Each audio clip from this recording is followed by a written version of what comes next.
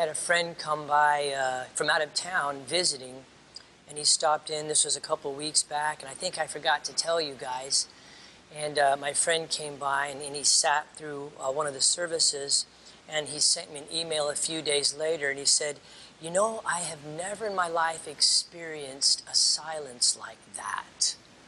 Sitting in a room filled with people, and that silence, he says, I haven't forgotten it since I left. He says, it just kind of registered with me. It's like, come back anytime. So, you know, I always like to tell you guys, give you the impetus behind the talk for the week. And so I have a confession to make. I totally have been caught. Last week, I really enjoyed John's talk, but I caught myself during the refuge prayer reciting from rote. In other words, I just noticed at some point, oh my God, I'm just saying words. Sounds are just coming out of my face. And this caused me to instantly sit down for a moment and take a look at that. It's like, well, what's that all about? And it was just really just a interesting little moment to kind of take a look at that habit-forming factor of our lives. And so the talk today is actually not quite so much about simply unpacking or analyzing or looking at closely the words of the refuge prayer, and is almost more about taking notice of that automaticness, habitual or rote element of some of our lives' activities. That automaticness which tends to, you know, we just do stuff and there's not a lot of mindfulness there. It's kind of the opposite. When I was teaching theater in the high schools and junior colleges, one of the most popular activities were improv games. The actors loved to play improvisational games. And oftentimes when we would begin this process, I would ask them, why do actors do improv? And of course, the knee-jerk reaction is always, well, in case you forget your lines on stage, you can kind of handle yourself and you can get through it. And that is certainly one of the perks and aspects of improvisational theater, but that's not why actors train in improvisation. Actors train in improvisation so that they can embody and feel what it's like and take notice of the first time. So look at what actors do. They rehearse lines for 8 or 9 weeks over and over and over and over and over again. The lines can become rote. They can become automatic. When they do improv, they are constantly immersed in that moment of the first time. They don't know what's going to come out of each other's mouths. And so it's always the first time, always the first time, always this moment. And so they begin to learn to embody that so they can bring that feeling to the lines that have been rehearsed for weeks and weeks and weeks. That's why they do it. In a similar way,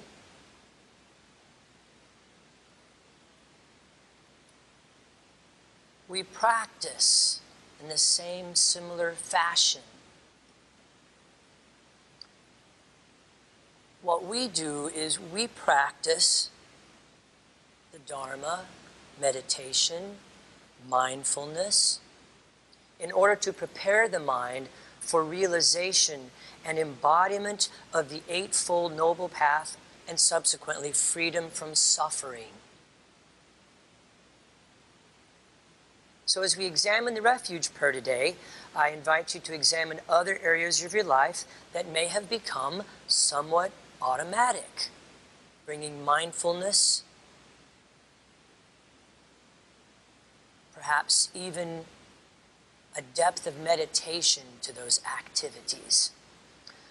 So, Keith, I'm going to ask you to reverse this and go back to the actual refuge prayer. And let's take a quick look at the refuge prayer. This was how I was able to go back into refuge prayer so it's not just an automatic habitual thing. I wanted to take a quick look at it.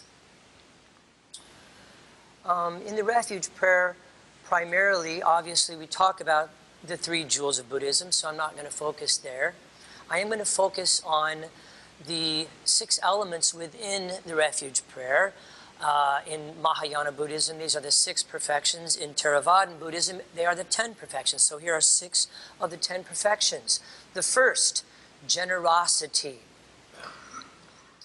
In many commentaries on the perfection, generosity is said to be an entryway into the Dharma itself, called Dana Paramita in Sanskrit, is a true generosity of spirit. It is giving from sincere desire to benefit others without expectation of reward or recognition.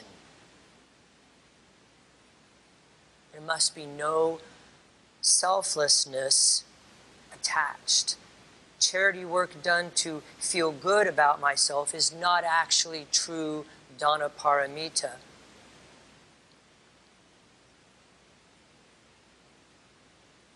I'm reminded of the story of the mountain climbers. There's a group of mountain climbers who are, it's not straight up, it's more of a hike kind of a mountain, but it's a tough mountain, and they're working hard, hiking all day, and they're getting really tired, and they're hungry, and they're weary, and they're worn out. And as the night begins to fall, they notice a light up ahead of them, and they see a lodge up there. So they muster up enough energy to hike up to this lodge. And when they open the door, there is an amazing buffet of food set out. There's a fire in the fireplace. It's warm, it's inviting, it's filled with food and drink. And as they go in and make themselves comfortable at home, one of the members of the group walks to the other side of the cabin or the lodge and looks out the window going farther up the hill. And there are the travelers that came before them waving at them as they make their way up the mountain. My teacher used to tell this story talking about generosity and dana. We don't give for anything that we receive. We give so that others may also follow the path. Ethics, or Buddhist morality, is not about an unquestioning obedience to a list of rules. Yes, there are precepts, and in fact, I know that quite a few of you in here may have actually taken the vows to uphold the 5 precepts, or maybe the 3 precepts if you're not quite ready for the 5. Or if you're really ready, the 294 monks' precepts. You can help me out in that case. So Buddhist morality is not so much about following a set of rules. They're more like training wheels to kind of guide us until we find our own balance. So for example, if we were to break one of the precepts, then it's not about any form of punishment or anything else like that. It's about bringing awareness to that breach, understanding how the breach occurred, and taking a look at mindfulness in preventing that from happening again. The result of action, often referred to as karma, depends much more on the intention than the action itself. It's on the intention. Every intentional thought, word, and deed creates a karmic reaction. My teacher used to have a great practice for this. He said that any time that you touch another person, be mindful of the motivation behind the touch. What's behind that? Are you trying to comfort somebody because you're uncomfortable? Are you truly being mindful, and are you truly being aware of the results of your actions? Because that would not have a very good reaction. Someone who's processing something, to try to comfort them because you're uncomfortable, would not have a very good effect. Next, patience. In Sanskrit, this is known as khasanti. Tolerance, endurance. It literally means able to withstand. And it is said that there are 3 dimensions to khasanti or patience, and that is the ability to endure personal hardship, patience with others, and acceptance of the truth. Acceptance of the truth begins with acceptance of the 4 noble truths, including the first noble truth, that there is a suffering aspect to life, or life is dukkha, as the Buddha would say.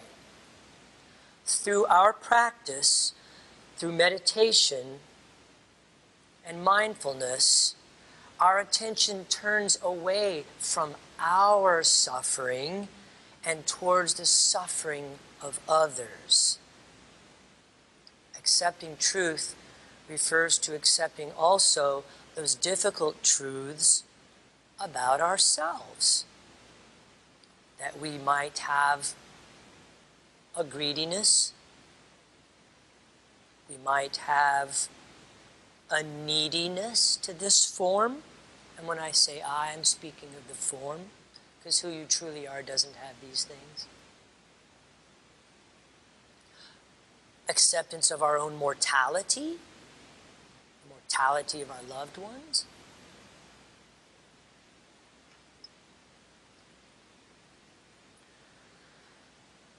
Acceptance of the illusory nature of this existence, the rise and fall of phenomena, the coming and the going of each and every moment.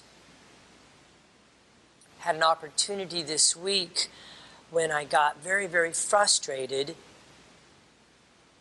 and I noticed that then turned inwards, and I got upset about some things that were going on.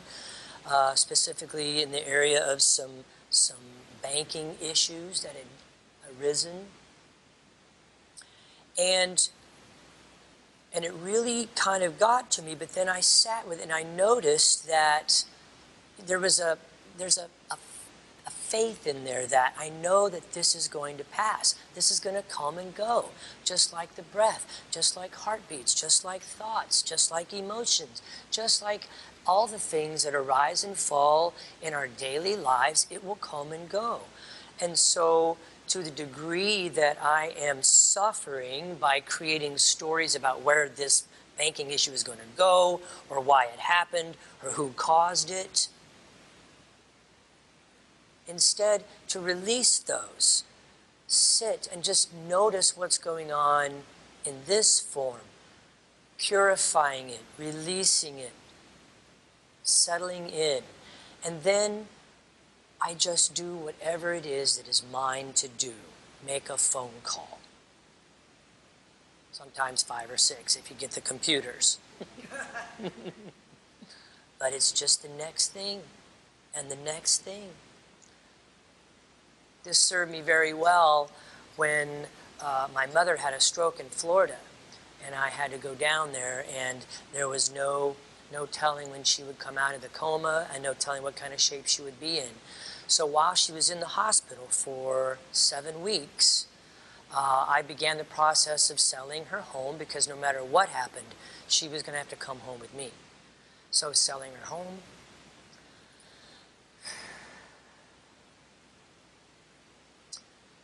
selling her dog, all of her possessions, and preparing a place for her to come back with me.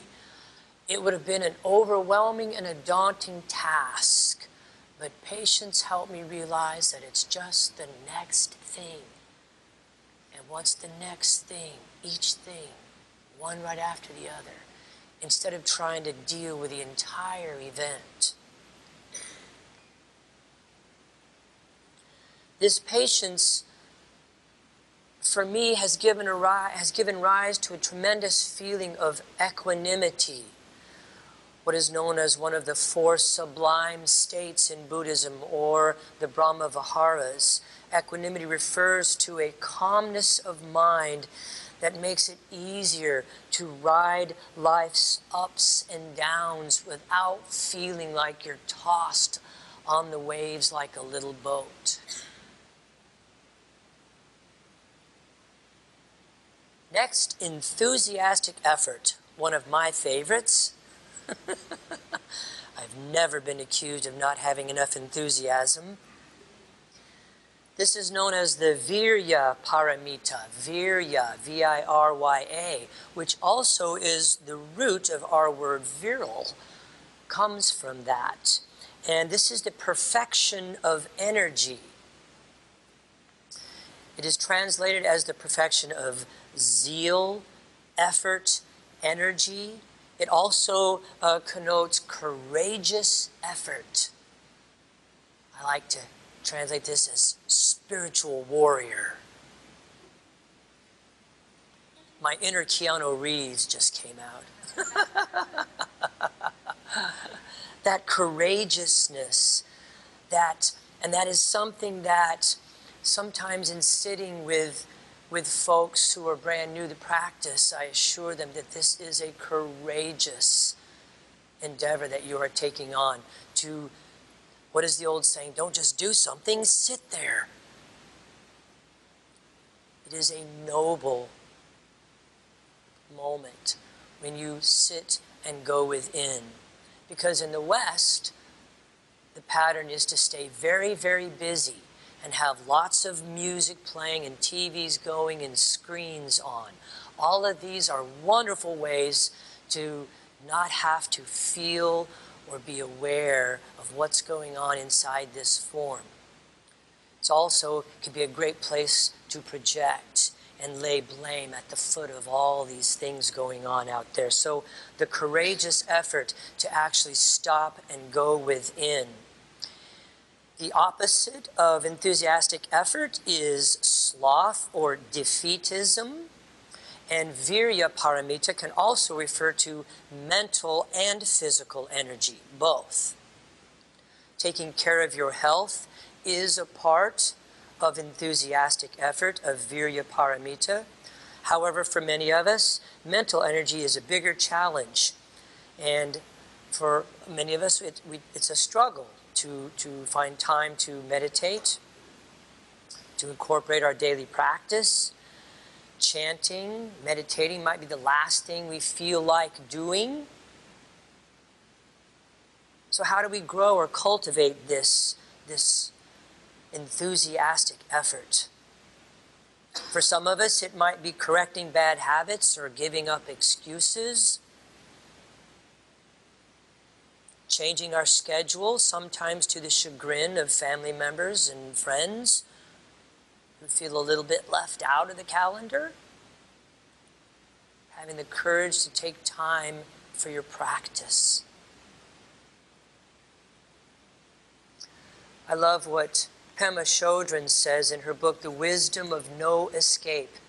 It isn't easy, and it's accompanied by a lot of fear, a lot of resentment, and a lot of doubt. That's what it means to be human. That's what it means to be a spiritual warrior.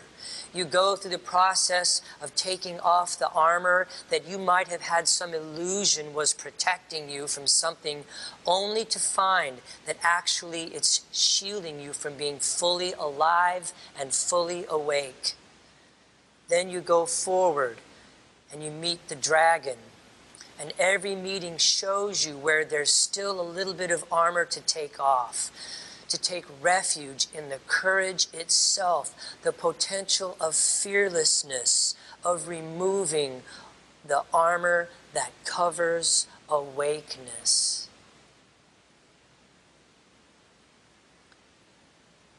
If you're a Course in Miracles person, if you've ever read that, there's a wonderful passage that says, "My safety lies in my defenselessness."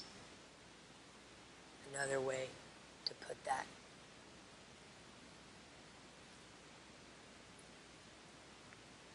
Concentration. Right concentration or wise concentration is most often associated with meditation. In Sanskrit and Pali, the word for meditation is bhavana, which means mental culture. Buddhist bhavana is not a relaxation practice, nor is it about having visions or out-of-body experiences. I'm not saying those things can't happen, but that's not what it's about.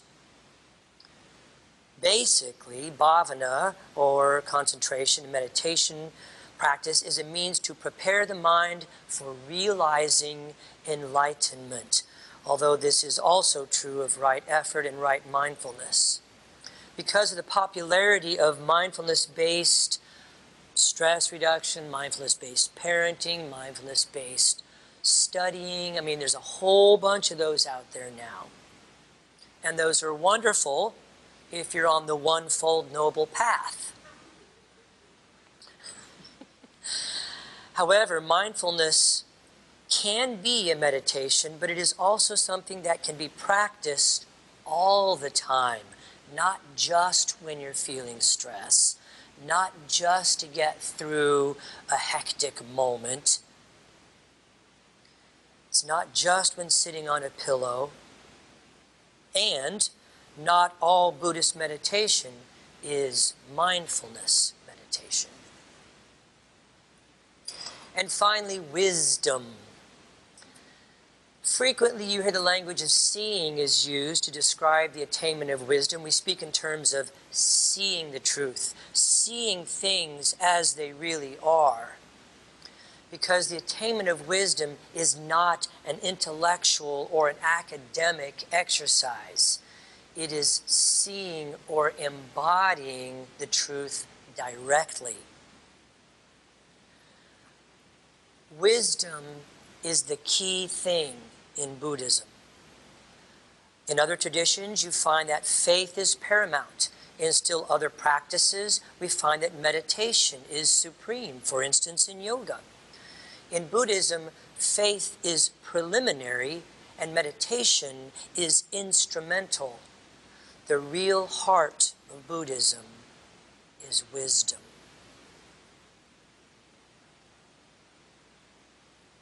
I believe it was Osho who said that knowing means you open your eyes and you see.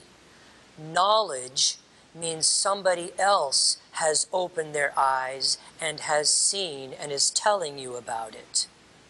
And then you simply go on gathering information. Knowing is possible only if your eyes are healed. Then it is authentically your experience.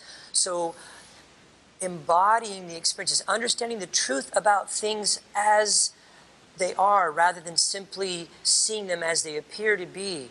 This is insight, penetrative understanding, seeing beyond the surface of things. We begin with objective observation of a situation in ourselves. This is bare attention, just seeing it, free of judgment, free of commentary, free of stories. She didn't call. That's the fact. Everything that comes after that is suffering. She doesn't really want to talk to me. She doesn't respect my time. I don't have to take this. I can go anywhere and get this kind of treatment. Bare attention is the doorway to wisdom. Beginning to just see things as they are and then noticing what comes up in this form, what buttons get pushed in this form. My teacher used to tell me, your body will never ever lie to you and your head always will. Because every thought is a conditioned response to try to get pleasure, things that feel good, or every thought is somehow based on keeping pain away in all of its forms. Physical, mental, emotional. So we sink into the body and we simply be present with what is. These 6 perfections in the refuge prayer describe the true nature of an enlightened being. Someone who is realizing their Buddha nature. It is because these perfections sometimes get obscured by anger, greed, fear, or delusion. By cultivating these perfections, we bring this true nature into expression.